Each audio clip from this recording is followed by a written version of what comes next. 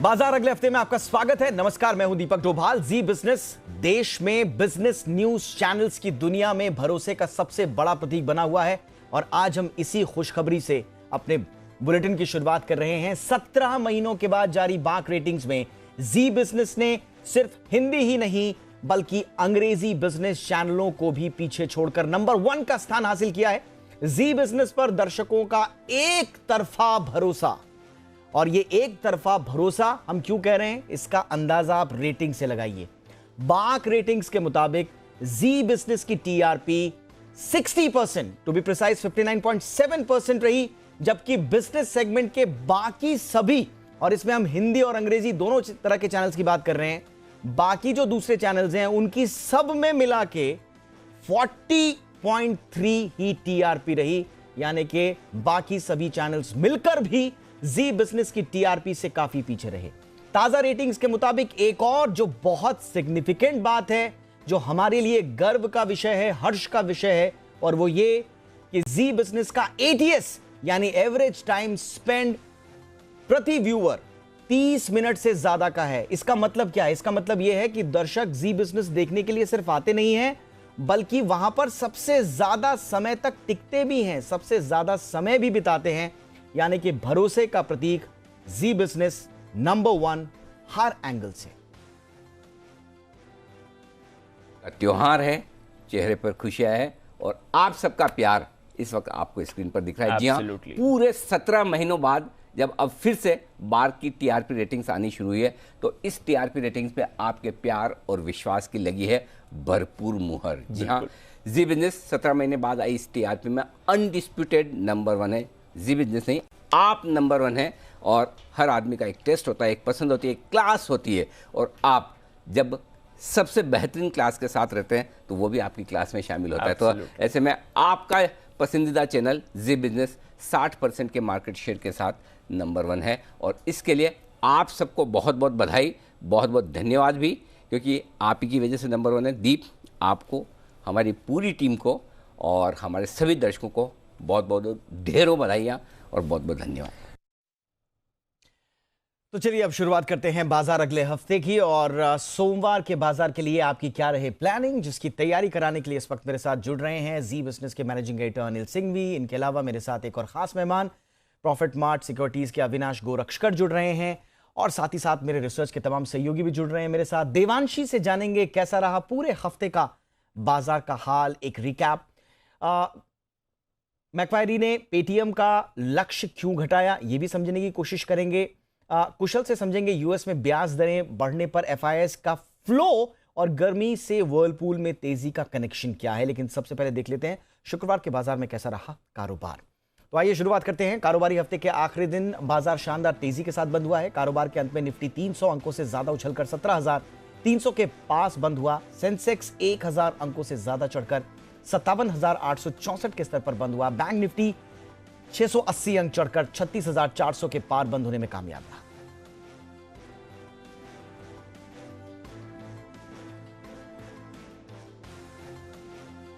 और अब रुख करते हैं बाजार पर एडिटर्स टेक का। जी बिजनेस के मैनेजिंग एडिटर अनिल सिंह भी बता रहे हैं कि लंबे वीकेंड के बावजूद बाजारों की तेजी क्यों भरोसा बढ़ाने वाली है। आज हफ्ते के आखिरी दिन बाजारों में एक साथ ढेर सारी अच्छी खबरों का था दिन। पहले अमेरिका से आई। अमेरिका में ब्याज दरें बढ़ने की जो बातें लंबे समय से चल रही थी, आज फाइनली अमेरिका में ब्याज दरें बढ़ गई और अमेरिकी बाजारों ने लगातार दूसरे दिन दम लगाकर तेजी दिखाई। तो ग्लोबल संकेत बेहतरीन थे। फिर रशिया और यूक्रेन के बीच में जो युद्ध चल रहा है उसमें 15 सूत्रीय एक कार्यक्रम बना है कि इन बातों पर बातचीत करके हम समझौते की तरफ आगे बढ़ेंगे। बहुत अच्छा। तीसरी एक और खबर अंतर्राष्ट्रीय बाजारों से आई कि चाइना अपनी इकोनॉमी को मजबूत करने के लिए किसी तरह के स्टिमुलस पैकेज को ला सकता है। यहाँ से भी कमोडिटीज़, मेटल्स वगैरह को सहारा मिला। अब ये तो 3 बड़े कारण बाहर से आए, हमारे अपने भी थे। आज वायदा कारोबार की हफ्ते की एक्सपायरी, और उससे पहले जब आपको बड़ी गैप से ओपनिंग मिल जाए 17,000 के ऊपर, तो कहने ही क्या, वो शॉर्ट कवरिंग तो आनी थी, खरीदारी आनी थी। और उसके पीछे एक सबसे बड़ा कारण 11 फरवरी के बाद पहली बार एफआईज की तरफ से बाजार में हरियाली दिखी। जी हाँ, कैश मार्केट में भी और वायदा कारोबार में भी दम लगाकर एफआईज ने खरीदारी की और घरेलू फंड तो खरीद ही रहे हैं। तो जब इतने सारे एक साथ अच्छे ट्रिगर्स हों तो बाजार क्यों ना भागे। जहां खुला वहां थोड़ा वक्त बिताने के बाद न सिर्फ 17,200 पार करके टिका बल्कि 17,300 को भी पार किया और उसके आसपास बंद होने में कामयाब रहे। बैंक निफ्टी भी मजबूती के साथ 600 पॉइंट से ज़्यादा उछला और 36,400 के आसपास बंद होता नजर आया। तेजी सिर्फ दिग्गजों में नहीं थी, mid cap small cap share आज सबका मूड था खरीदारी करने का, सब तेजी के मूड में थे। तो वायदा कारोबार के हफ्ते की एक्सपायरी के दिन बहुत ही बेहतरीन ट्रेडिंग सेशन रहा, दिन की ऊंचाइयों के करीब जाकर बंद हुए और ये इसलिए भी इंपॉर्टेंट है, एक 17,000 का बड़ा मनोवैज्ञानिक स्तर हमने पार किया, दूसरा 3 दिनों का लंबा वीकेंड है। आमतौर पर बड़े वीकेंड आ जाए तो डर ये रहता है कि सोमवार सुबह जब लौटेंगे तो पता नहीं क्या होगा, अमेरिका में क्या होगा, रशिया यूक्रेन का, इन सबको दूर करते हुए बाजारों ने बड़ी मजबूती दिखाई, बड़ी तेजी दिखाई आज के सेशन में। ऑलराइट, और बाजार में पूरे हफ्ते किन सेक्टर्स में सबसे ज्यादा एक्शन देखने को मिला, ये बताने के लिए इस वक्त मेरे साथ मेरी सहयोगी देवांशी आशर मौजूद हैं। देवांशी, बताइए बाजार में खबरों के चलते किन सेक्टर्स में एक्शन दिखा पूरे हफ्ते? जी बिल्कुल, आप देखिए इस पूरे हफ्ते में बाजार में शानदार रैली आती हुई दिखी। कई सारे ट्रिगर्स थे। सबसे पहला तो आप देखिए रूस और यूक्रेन के बीच में तनाव धीरे धीरे कम होते हुए दिखे, इसका फायदा मिला है। इसके साथ ही एफआईज की तरफ से सेलिंग आखिरी दिन रुकती हुई दिखी थी, खरीदारी आई, वो एक बड़ा फैक्टर था। और शुक्रवार के ट्रेडिंग सेशन में बाजार में शानदार रैली आती हुई दिखी, जिसका इम्पैक्ट आपको पूरे हफ्ते के एवरेज में देखने मिला है। निफ्टी इस पूरे हफ्ते में 4% तक के गेंस थे, जिसमें सबसे ज्यादा कॉन्ट्रीब्यूशन शुक्रवार के ट्रेडिंग सेशन का था। सेंसेक्स 2% तक के गेंस, मिड कैप इंडाइसिस और स्मॉल कैप इंडाइसिस में भी शानदार रैली आती हुई दिखी। सेक्टर्स की बात करें इस पूरे हफ्ते में बैंकिंग स्टॉक्स, एनबीएफसी, फाइनेंशियल्स, साथ ही ऑटो स्टॉक्स में सबसे ज़्यादा मजबूती देखने मिली। लूजर्स नहीं थे बहुत सारे, लेकिन मेटल्स थे जो कि बहुत ही सपाट बंद होते हुए दिखे थे। निफ्टी गेनर्स की बात करें तो टाइटन, मारुति, एमएनएम, एचडीएफसी थे। और लूजर्स की बात करें तो सरकारी कंपनीज थी जैसे कि कोल इंडिया, आईओसी, हिंडाल्को। वहीं बैंकिंग स्टॉक्स लीड करते हुए दिखे इस पूरे हफ्ते, जिसमें axis bank, ICICI bank, SBI top performers थे। साथ ही एनबीएफसीज में भी आप देखें माइक्रो फाइनेंस इंस्टीट्यूशन के लिए जो आरबीआई के नियम आसान हुए वो काफ़ी पॉजिटिव थे, उसके चलते credit, access Grameen, MNM finance जैसे स्टॉक्स ऊपर थे। Chemical stocks, fluorine related, SRF, Gujarat fluoro 14% से ज़्यादा की मजबूती इस हफ्ते देखने मिली। और कंज्यूमर ड्यूरेबल्स में भी पूरा एक्शन बनता हुआ दिखा। पेपर स्टॉक्स थे जो इस पूरे हफ्ते के हाईलाइट बनते हुए दिखे, और ऑयल एंड गैस स्टॉक्स थे जो कि लाल निशान में बंद होते हुए दिखे। और इसके साथ ही आप देखें जुबिलेंट फूड था जो भरपूर एक्शन में था, सीईओ ने रिजाइन किया था, इसके चलते 11% तक की मंदी। पेटीएम 23% तक की गिरावट थी। बंधन बैंक, एंजल वन भी पूरे फोकस में रहे। लेकिन इस पूरे हफ्ते में शुक्रवार के ट्रेडिंग सेशन में जो रैली आई उन सबका इम्पैक्ट आपको पूरे हफ्ते देखने मिला था। ऑलराइट, और अब हमारे साथ खास मेहमान का रुख करते हैं। हमारे साथ हैं प्रॉफिट मार्ट सिक्योरिटीज के अविनाश गोरक्षकर जी, जिनसे हम जानेंगे आगे मार्केट की चाल किस तरह से रह सकती है। अविनाश जी, बहुत बहुत स्वागत है सर। एक तो नेक्स्ट वीक का आउटलुक आप बताएं, मार्केट किस दिशा में जाने की संभावना है, और साथ ही साथ हमारे दर्शकों के लिए अगर कोई पोजिशनल पिक आपकी हो तो जरूर दें सर। इनफैक्ट दीपक, मुझे लग रहा है कि आने वाले हफ्ते में मार्केट्स का जो तेजी का ट्रेंड है वो लगातार रहेगा। मोस्ट इम्पॉर्टेंटली कमोडिटी प्राइसेस अभी थोड़े से सॉफ्टन हो रहे हैं और इसका इम्पैक्ट डेफिनेटली मार्केट्स पे पॉजिटिवली प्ले आउट होगा। अगर हम क्रूड ऑयल की प्राइस कहे या मेटल्स की प्राइस कहे तो थोड़ी बहुत सेलिंग यहाँ पे देखने को मिली। अगर यही मामला कंटिन्यू होता है तो अगले हफ्ते में भी निफ्टी और सेंसेक्स में आपको थोड़ी बहुत और उछाल देखने को मिलेगी। तो डेफिनेटली ये बाय ऑन डिक्लाइन वाला मार्केट रहेगा। और हफ्ते भर के लिए अगर किसी को खरीदना है तो हमको लग रहा है कि टाइटन में अभी भी पोजीशंस बनानी चाहिए। करंट प्राइस 2700 का है, हमको लग रहा है कि 2670 का आप अगर एक स्टॉप लॉस रखिए तो करीबन 8 से 10 दिन में 2800 या 2810 का एक शॉर्ट टर्म टारगेट यहाँ पे पॉसिबल लग रहा है। तो शॉर्ट टर्म पोजिशनल पिक के लिए टाइटन मेरी चॉइस रहेगी। मच हम आपके पास आगे भी आएंगे। फिलहाल हम रुक करते हैं अगली खबर का। मैक्वारी ने पेटीएम का टारगेट घटा दिया है, और ज्यादा जानकारी के साथ इस वक्त मेरे साथ मेरे सहयोगी जुड़ रहे हैं देवांशी। देवांशी, बताइए क्या खबर है?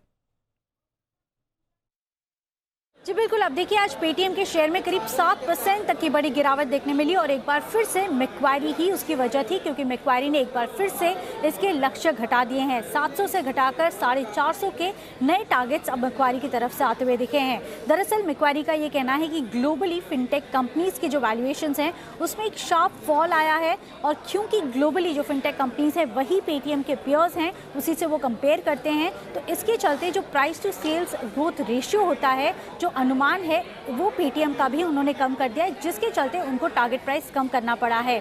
700 से घटाकर 450 तक के नए टारगेट्स मैक्वारी ने दिए हैं। इसके साथ ही मैक्वारी का ये भी कहना है कि जो कंपनी है उसकी खुद की जो दिक्कतें हैं वो भी काफ़ी सारी हैं, हेडविंड्स हैं काफ़ी सारे, कंपटीशन काफ़ी ज़्यादा है, जिस तरह से डेवलपमेंट्स चल रहे हैं पेटीएम में, चिंताएं चल रही हैं, इन सब के चलते आने वाले समय में जो स्मॉल फाइनेंस बैंक का लाइसेंस है वो मिलना काफ़ी मुश्किल है और ये काफ़ी अहम है कंपनी के लिए। कंपटीशन काफ़ी बढ़ती हुई भी दिख रही है और आने वाले समय में केवाईसी नॉर्म्स थोड़े से और कठिन हो सकते हैं, जिसके चलते कंपनी को थोड़ी सी दिक्कतें होंगी।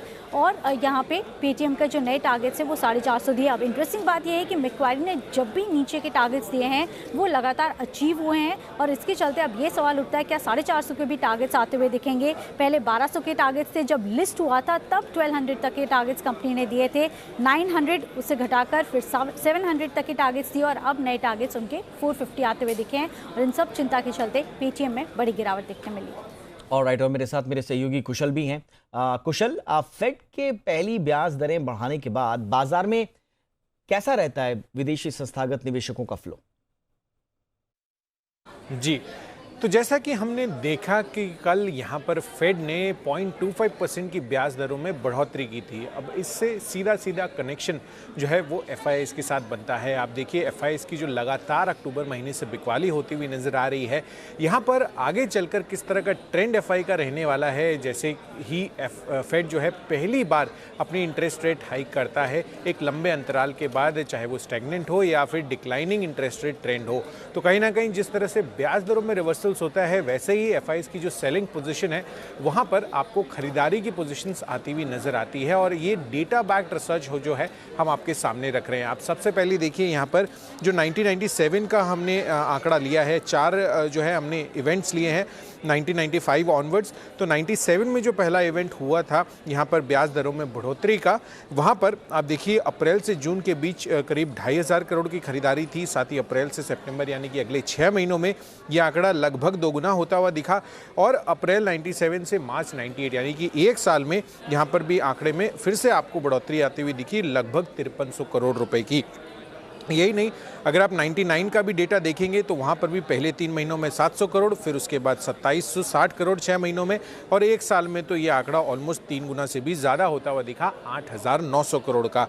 2004 में भी सिमिलर सा पैटर्न था, 2300 करोड़, फिर 6 महीनों में 19,000 करोड़, और उसके बाद पूरे के पूरे एक साल में बात करेंगे तो यहाँ पर भी 41,000 करोड़ से ज़्यादा का वैल्यू जो है एफआईआईज़ की इनफ्लोज के रूप में आता हुआ दिखा। दिसंबर 2015 के भी बात करें तो 2 इंस्टेंसेस 3 और 6 महीनों में यहाँ पर अगेन आपको पॉजिटिव एफआईआईज़ इनफ्लोज आता हुआ दिखा। पर मोटी बात यही है कि अगर आप देखें तो पिछले 4 इवेंट्स में जितने भी 3 महीने, 6 महीने, 12 महीने में देखें तो उसमें केवल एक बारी आपको नेगेटिव कैश आउटफ्लो होता हुआ दिखा है एफआईआईज़ की तरफ से। बट ओवरऑल जब भी ब्याज दरें काफ़ी लंबे अंतराल के बाद बढ़ती हैं यहाँ पर, तो कहीं ना कहीं इसका जो पॉजिटिव इम्पैक्ट है वो आपको एफआईआई इनफ्लोज में आता हुआ नजर आता है। ऑलराइट, और गर्मी बढ़ने के साथ आज वर्लपूल के शेयर में भी जोरदार गर्मी देखने को मिली। गर्मी से इस तेजी का क्या है कनेक्शन? एक्सक्लूसिव रिसर्च के साथ मेरे साथ बने हुए हैं कुशल। ओवर टू यू कुशल, बताइए क्या है आपकी एक्सक्लूसिव रिसर्च? जी, तो जैसा कि हम देख रहे हैं कि गर्मी का मौसम अब आ चुका है, इससे काफ़ी सारी कंपनियां जो हैं हमारे आमतौर पर रेडार पर रहती है, पर एक कंपनी वर्लपूल जो स्पेसिफिकली इस बारी हमने चुनी है। अब देखिए अपने रिसर्च के अनुसार हमें लग रहा है कि यहाँ पर बेहतरीन तेज़ी आगे चलकर बन सकती है। और ऐसा क्यों कह रहा हूँ मैं, आप सबसे पहले देखिए यहाँ पर 2022 में मार्च का जो औसत मासिक तापमान है पिछले 11 सालों में सबसे ज़्यादा होता हुआ दिखा है। यही नहीं, अगर आप देखें तो यहाँ पर 14 मार्च को आईएमडी ने, जो इंडियन मेट्रोलॉजिकल डिपार्टमेंट है, उन्होंने ट्वीट कर कहा था कि जो पश्चिमी क्षेत्र है वहां पर आगे चलकर हीट वेव आने की संभावना लगाई जा रही है। इनफैक्ट जो बढ़ी हुई कीमतें हैं, जिस तरह से कमोडिटी में इन्फ्लेशन होता हुआ दिखा, उसमें काफ़ी सारे जो कंज्यूमर ड्यूरेबल कंपनियां हैं उन्होंने अपने प्राइस हाइक्स किए थे और चैनल चेक के अनुसार ये पता चला है कि यहाँ पर ये प्राइस हाइक्स कस्टमर्स जो है कंफर्टेबली अब्जॉर्ब करते हुए दिख रहे हैं। इनफैक्ट अगर आप देखें तो वोल्टास की मैनेजमेंट ने एक रिसर्च फर्म के साथ बात की थी और ये मान रहे हैं कि अगर मौजूदा मौसम की स्थिति यही बनी रहती है तो 2019 जैसे जो है आपको समर सेल्स आती हुई नजर आएंगी। इनफैक्ट यहाँ पर वर्लपूल को चुनने का सबसे बड़ा कारण यही है कि रेफ्रिजरेटर से आय का करीबन 62% हिस्सा आता है। यानी कि एसी के बाद अगर आप देखें तो रेफ्रिजरेटर की बिक्री में भी ज़बरदस्त तेज़ी की उम्मीद लगाकर हम चल रहे हैं और 17% का market share company already hold करती है। इनफैक्ट अगर आप देखें तो यहाँ पर जो लेवल्स हैं ये काफ़ी आकर्षक है। इनफैक्ट बाकी सारे स्टॉक्स, चाहे आप वोल्टास को भी एग्जाम्पल अगर आप लेते हैं तो ऑलमोस्ट 52 वीक हाई के आसपास कारोबार कर रहा है, पर दूसरी तरफ वर्लपूल 52 वीक लो के आसपास अभी भी है। तो बहुत ही अच्छी एंट्री पॉइंट जो है बनती हुई नजर आ सकती है आगे चलकर। जिस तरह से यहाँ पर आगे हम एक्सपेक्ट कर रहे हैं कि सेल्स की जो प्रेडिक्शंस है वो काफ़ी बेहतर हो सकती है इस समर सीजन में। और आगे बढ़ते हैं। हेमिस्फेयर प्रॉपर्टीज बड़ी योजना पर काम कर रही है। क्या कहना है कंपनी का? मेगा प्लान किस तरह का है? एक्सक्लूसिव खबर के साथ इस वक्त मेरे साथ जुड़ रही हैं Swati Khandelwal. Over to you Swati. बिल्कुल, आपने सही कहा, बड़ी खबर है और ये कंपनी का नाम है हेमिस्फेयर प्रॉपर्टीज़। मुझे जो सूत्र बता रहे हैं वो ये कि इस कंपनी के लिए कुछ बहुत इंपॉर्टेंट डेवलपमेंट सरकार लेकर आ रही है। आप जानते हैं कि यहाँ पर सरकार का ज़्यादा हिस्सा है इस कंपनी में और सरकार बेसिकली इसकी पूरी एक प्लानिंग कर रही है कि किस तरह से इसको पोजीशन करें। मैं बता दूं, tech based real estate development company के रूप में अब ये बनकर तैयार हो रही है। आप जानते हैं इनके पास बहुत सारा लैंड बैंक है, 740 एकड़ लैंड है इनका अक्रॉस 4 बिग मेट्रोज, जिसके बारे में हम पहले चर्चा कर चुके हैं। अब सरकार ने, क्योंकि उन्होंने पूरी मैपिंग कर ली है कौन सी लैंड अवेलेबल है, कहाँ पर उस पर कमर्शलाइजेशन हो सकता है, मोनेटाइजेशन हो सकता है, उस पर बातचीत हो गई है। पूरी तरह से एक नया प्लान तैयार हो रहा है जो FY23 फर्स्ट क्वार्टर में सरकार इस पे थोड़ी क्लैरिटी देने की बात कर रही है। इनफैक्ट उनका एक अपने इंटरनल लेवल पर तो तैयारी हो गई है। मैं आपको बता दूं, डेटा सेंटर एक बहुत बड़ा एरिया है जहां सरकार पहले चरण में इनके लैंड को यूज करना चाह रही है। इनफैक्ट चेन्नई में कुछ लैंड है जो आइडेंटिफाई की गई है टू सेटअप डेटा सेंटर। आपको याद होगा इस बजट में सरकार ने ऑलरेडी डेटा सेंटर्स को इंफ्रास्ट्रक्चर स्टेटस दिया है। तो क्लियरली एक बहुत बड़ा फोकस है और बहुत बड़ी बेनिफिशियरी हेमिस्फेयर प्रॉपर्टीज होगी इस पूरे अनाउंसमेंट के थ्रू, जहां हमने बजट में देखा था। तो tech based real estate development के पॉइंट ऑफ व्यू से हेमिस्फेयर प्रॉपर्टीज को तैयार किया जा रहा है और जबरदस्त यहाँ रिटर्न्स हम एक्सपेक्ट कर सकते हैं, क्योंकि जो इनके पास लैंड है उसको सरकार कह रही है हम दोनों तरह से देखेंगे, हम कुछ तो लीज भी कर देंगे और कुछ जॉइंटली भी डेवलप करेंगे कमर्शियली और रेजिडेंशियल पॉइंट ऑफ व्यू से। तो हेमिस्फेयर प्रॉपर्टीज के बारे में कई दिनों से चल रहा था करना क्या एग्जैक्टली उनको, अब ये हमें सूत्र बता रहे हैं कि एक स्ट्रैटेजी तैयार हो गई है, एक प्लान तैयार हो गया, एक डायरेक्शन मिल गई है। आइए अब देखते हैं जी बिजनेस के मैनेजिंग एडिटर अनिल सिंघवी सोमवार और अगले हफ्ते के लिए बाजार पर क्या स्ट्रैटेजी बनाने की सलाह दे रहे हैं। जहां तक सोमवार के बाजारों का सवाल है, बहुत सारी चीज़ें होंगी जिन पर हम नज़र रखेंगे। 2 दिनों का दुनिया भर के बाजारों का एक्शन, रशिया यूक्रेन के बीच माहौल, दुनिया भर में कमोडिटीज़ के दाम किस तरह से बढ़ते घटते हैं, कच्चा तेल और बाकी मेटल्स के, ये सारी चीज़ें तो हम देखेंगे। आज के सेशन में पूरी संभावना है कि FIs की तरफ से बड़ी खरीदारी के आंकड़े आते हुए दिखें, वो आपके लिए बड़ा ट्रिगर होगा। लेकिन रेंज अब बाजार की ऊपर की तरफ शिफ्ट हो गई है। 17,000 के पार निकलकर टिकने के बाद अब सोमवार के लिए आपके लिए जो मजबूत सपोर्ट होगा वो होगा 17,000 से 17,150 का। आसानी से टूटने वाला है नहीं। और एक बार आपने 17,450 को पार किया तो फिर बाजार 17,600-650 तक जाने की कोशिश कर सकता है सोमवार और अगले हफ्ते। बैंक निफ्टी का जहाँ तक सवाल है, एक अच्छी तेजी बैंक निफ्टी में भी दिखी है। अब आपके लिए मजबूत सपोर्ट रहेगा 35,800 से लेकर 36,000 सोमवार के लिए, और ऊपरी स्तरों पर 36,800, 36,900 हल्की रुकावट की रेंज है।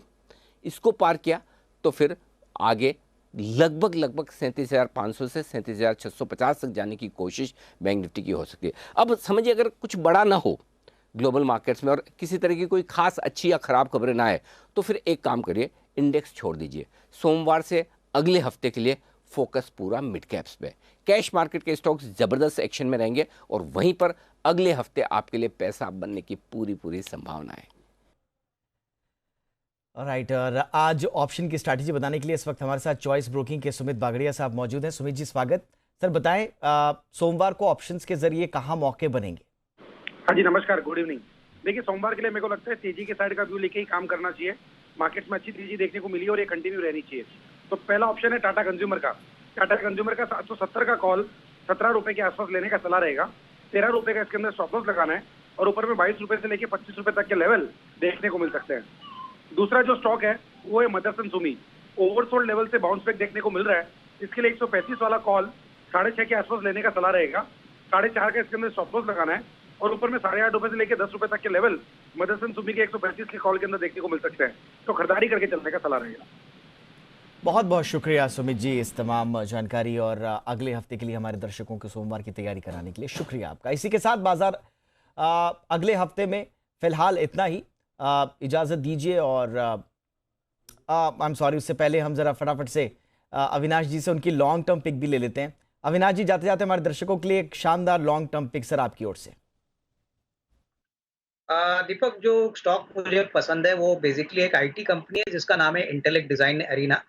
ये कंपनी बेसिकली इंडिया की एक बहुत बड़ी सैस कंपनी है जिसको हम सॉफ्टवेयर एज अ सर्विस कहते हैं। कंपनी ने बहुत ही दमदार नंबर्स Q3 के लिए रिकॉर्ड किए हैं और आने वाला साल में हमको लग रहा है कि करीबन 350-360 करोड़ का प्रॉफिट आएगा, जो पिछले साल करीबन 250 करोड़ था। सबसे बड़ी बात, सैस कंपनीज का वैल्यूएशन नॉर्मली हायर साइड पे होता है। अगर हम इस साल की अर्निंग्स देखें तो 25-26 रुपए पे अर्निंग्स पे ये स्टॉक करीबन 28-29 के मल्टीपल पे चल रहा है। तो मेरे ख्याल से अगर साल भर का नजरिया कोई लेता है तो इस लेवल से भी अच्छा खासा पैसा बन सकता है। हमारा टारगेट 12 मंथ्स का यहाँ पे करीबन 900 रुपया है। तो इसको जरूर अपने पोर्टफोलियो में इंक्लूड करिए और आने वाले दिनों में आप देखोगे कि ये स्टॉक काफी अच्छी तरह से सिग्निफिकेंटली अपसाइड देने की पोटेंशियल रखता है। बहुत बहुत शुक्रिया अविनाश जी, हमारे दर्शकों के लिए लॉन्ग टर्म पिक बताने के लिए बहुत बहुत शुक्रिया आपका।